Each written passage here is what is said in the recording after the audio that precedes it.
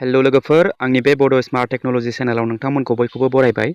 लोगोफोर दिनैनि भिडिअआव आङो नोंथांमोननो खिन्थानो सानबाय जे प्रपारलि जोङो भिडिअखौ फेसबुक पेजाव माबोरैहाय आपल'ड खालामनांगौ थाम्बनेलजों लोगोसे टाइटेल डिसक्रिप्शनजों लोगोसे।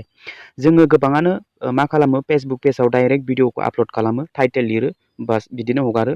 ओमफ्राय भिउसआ जोबोद खम फैयो आरो फैबाबो जोबोद गोबावनि उनावसो फैयो। अब्ला जोङो फेसबुक पेजाव प्रपारलि भिडिअ जुदि नोंथाङा हगारोब्ला भिउसआबो थाब मोनगोन आरो नायनोबो प्रफेशनेल नुगोन, नायनोबो मोजां मोनगोन आरो अडियेन्सनि एंगेजमेन्टआ थाबैनो बारायगोन। जुदि नोंथांनाव फेसबुक पेज दङबा आरो फेसबुक पेजाव नोंथाङा खामानि मावदोंब्ला भिडिअ हगारनानै बे भिडिअजों उनाव आर्निं खालामनो सानदोंब्ला बे भिडिअखौ नाय। आरो सिगाङाव नोंथांमोननो जुदि नोंथांमोनाव फेसबुक पेज गैया अब्ला माबोरै क्रिएट खालामनांगौ बिनि सोमोन्दैबो आङो भिडिअ बानायखाबाय। आरो जुदि नोंथाङा फेसबुक पेजाव नोंथांनि प्रफाइलखौ कनभार्ट खालामनानै बेजोंनो फेसबुक पेज बानायनानै बेखौनो फेसबुक पेज बानायनानै आर्निं खालामनांगौबा बेखौबो आङो खिन्थाबाय। प्रफेशनेल मड मोनगोन बेखौबो बोरै अन खालामनांगौ बेखौ मोनबाय आरो स्टार मनेटाइजेसनखौबो बोरै अन खालामनांगौ बिनि सोमोन्दै आंबो भिडिअ बानायखाबाय। अब्ला दिनै आं खिन्थागोन जे भिडिअखौ प्रपारलि जोङो माबोरैहाय आपल'ड खालामनांगौ गावनि फेसबुक पेजाव। थ' भिडिअखौ नायलांदो लोगोफोर, भिडिअखौ मोजां मोनदोंबा लाइक खालाम आरो चेनेलखौ साबस्क्राइब खालामनानै बेलनि अल नटिफिकेसनखौ अन खालामनानै होदो। सापर्ट खालाम आंखौ, जाहाथे आंबो नोंथांमोनखौ सापर्ट खालामलांबाय थानो हागोन आरो बेफोरबायदि इनफरमेटिभ नोंथांमोननो आं लाबोबाय थानो हानाय बायदि। अब्ला आङो फेसबुक पेजखौ बेहाय अपेन खालामबाय। अपेन खालामनानै आङो फेसबुक पेजनि जिथु प्रफाइल लग' बेयाव आङो क्लिक खालामगोन। बिनि उनाव क्लिक खालामनायनि उनाव गाहायाव जेनेबा फैबायथ' फैनानै नैबे व्हाट्स अन इउर माइन्ड माने बेयाव आङो भिडिअ आपल'ड खालामगोन। हमनानै ला फर एग्जाम्पल आं बेयाव क्लिक खालामबाय। क्लिक खालामनानै आङो नैबे फट' भिडिअ आं बेयाव क्लिक खालामबाय। आं जेनेबा मोनसे भिडिअ आङो बेयाव आपल'ड खालामसिगोन। फर एग्जाम्पलनि थाखाय आं नैबेखौनो आपल'ड खालामसै। ओमफ्राय बेखौ आपल'ड खालामखांनायनि उनाव माने बेयाव क्लिक खालामबाय आं आपल'ड खालामनो थाखाय बे रेडि। ओमफ्राय बेयाव नोंथाङा इडिटबो खालामनो हायो, भिडिअखौ बेसे गोलावसिम हगारनांगौ बा बेसे फिसा हगारनांगौ नैबे केमसिनि आइकनाव बेयाव क्लिक खालामबाय नालाय। ओमफ्राय नैबे गाहाय गोजौ माने 1 मिनिट 2 मिनिट बेसेबां हगारनांगौ बेयाव नोंथाङा बेखौ इडिट खालामनानै लानो हायो। ओमफ्राय जेनेबा आं बेखौ डान खालामबाय। डान खालामनानै मा खालामनांगोन नैबे गोजौआव से सामथिं एबाउट दिस भिडिअ दंना बेयाव नोंथाङा जेनेबा हमनानै ला टाइटेल लिरबाय। बेयाव जेनेबा हमनानै ला टाइटेल लिरबाय। टाइटेल लिरनानै जोङो मा खालामो नेक्स्टल' खालामना होनोसै। ओमफ्राय बास, ओमफ्राय भिडिअ आपल'ड जासिगोन। बाट नोंथाङा बेफोरबायदि खालामनाङा। नोंथाङा फेसबुक पेजाव भिडिअखौ आपल'डखौनो खालामनाङा। बेयाव नोंथाङा थाम्बनेल लागायनायनि अपसन मोना, डिसक्रिप्शन लागायनायनि अपसन मोना। बेयाव अकल टाइटेल आरो भिडिअल', ओमफ्राय भिडिअ इडिट खालामनायनि अपसन मोनो।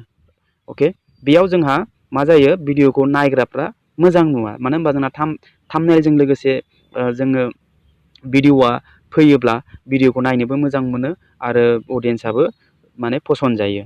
आरो डिसक्रिप्शन लिरोब्ला जिखुनु सार्च खालामब्लाबो नोंथांनि भिडिअआ बिथांनाव नुजाहैगोन। जेरै इउटिउबाव जोङो अप्टमाइज खालामो, कास्टमाइज खालामो, रेंक खालामो भिडिअफोरखौ, बेफोरबायदि आरो। अब्ला जों मा खालामनांगोन हमनानै ला जोङो वाइटि स्टुडिअ इउटिउबनि माबाखौ नायनो थाखाय, एनालिटिक्सखौ नायनो थाखाय जोङो वाइटि स्टुडिअ एप्लिकेसन इउज खालामो। आरो जोङो वाइटि स्टुडिअनि दारैनो जों गासैबो थाम्बनेल, टेग, डिसक्रिप्शन इडिट खालामजोबनो हायो। थिग बेफोरबायदिनो फेसबुक पेजखौ नोंथाङा भिडिअ आपल'ड खालामनोब्ला मा खालामनांगोन क्रिएटर स्टुडिअ होननाय मोनसे दङ। अके, आं खिन्थागोन। आं बेखौ बेक लांनोसै। आं बे फेसबुक पेजाव नोंथाङा भिडिअखौ आपल'ड खालामनाङा। ओमफ्राय उनाव एक्टिभिटि फेसबुक पेजाव फैनानै खालामफैजायो। ओमफ्राय आङो मोनसे एप्लिकेसन दा नोंथांनो खिन्थानोसै। बेनो जाहैबाय क्रिएटर स्टुडिअ एप्लिकेसन। प्ले स्ट'राव थांनानै नोंथांनाव फेसबुक पेज दंबा डाउनल'ड खालामनानै इउज खालाम। आं बेयाव क्रिएटर स्टुडिअ एप्लिकेसनखौ अपेन खालामबाय। अपेन खालामनानै बेफोरबायदि श' जाबाय। बेयाव एनालिटिक्स दङ। बेयाव गासैबो भिडिअसफोरा बेसेबां भिउस फैदों, बेसेबां लाइक्स फैदों, बेसेबां कमेन्ट्स फैदों, बेफोरखौ नोंथाङा नायजोबनो हायो। बेयाव एनालिटिक्स मास 7 दिननि गेजेराव नोंथांनाव बेसेबां भिउस फैदों, बेसेबां 7 दिननि गेजेराव नोंथांनाव बेसेबां लाइक फैदों, एंगेजमेन्टआ माबायदि, ओमफ्राय बेफोरखौ नोंथाङा बेयाव गासैबो नायजोबनो हायो। अके, दानिया बेफोरबायदि नायजोबनो हायो आरो नोंथाङा बेसेबां बबे भिडिअखौ माब्ला पाब्लिश खालामनाय, बेसेबां भिउस फैदों, बबे भिडिअआव बांसिन भिउस फैदों, बबे भिडिअआ रेंक जादों, बेफोरबायदि नोंथाङा बेयाव नायजोबनो हायो। जेरै जोङो वाइटि स्टुडिअ एप्लिकेसन इउज खालामो। अब्ला दा आङो भिडिअखौ बोरै आपल'ड खालामनानै थाम्बनेल टाइटेल बोरै खालामनांगौ नोंथांनो आं खिन्थानि। बेयाव नैबे गोजौनि आगदानि गोजौनि थिरनि आइकन दंना बेयाव क्लिक खालामदो खनसे। खालामनानै नैबेयाव दं नोंथाङा मा रिल्स भिडिअ बानायनो ना रिल्स भिडिअखौ आपल'ड खालामनो। बेयाव दङ भिडिअ, बेयाव दङ फट', बेयाव दङ लाइभ, बिनिफ्रायनो लाइभ खालामनो हायो। ओमफ्राय बेयाव दङ टेक्स्ट, जिखुनु पस्ट लिरनानै पस्टबो खालामनो हायो। अब्ला आङो दा खिन्थागोन जे थाम्बनेलजों लोगोसे भिडिअखौ माबोरै आपल'ड खालामनांगौ। नैबे भिडिअ दंना बे भिडिअआव क्लिक खालामनांगोन। बेयाव क्लिक खालामनानै आङो बेनिफ्राय मोनसे भिडिअ सिलेक्ट खालामबाय बिनि उनाव आं नेक्स्ट क्लिक खालामबाय नेक्स्ट क्लिक खालामनानै नैबेहाय दङ गोजौआव टाइटेल अके आं बेयाव टाइटेल लिरनोसै